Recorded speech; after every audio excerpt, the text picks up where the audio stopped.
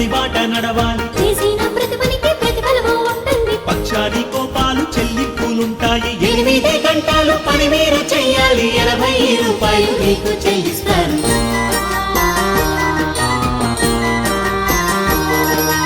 ఉపాధి హామీ పథకం వచ్చేను, పల్లె పల్లెకు పనులు తెచ్చేను. ఇది పల్లె బతుకులో వెలుగు ఇచ్చేను. ఉపాధి హామీ పథకం వచ్చేను.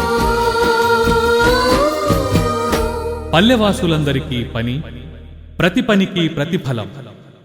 జాతీయ గ్రామీణ ఉపాధి హామీ పథకం, గ్రామీణాభివృద్ధి శాఖ, ఆంధ్రప్రదేశ్ ప్రభుత్వం.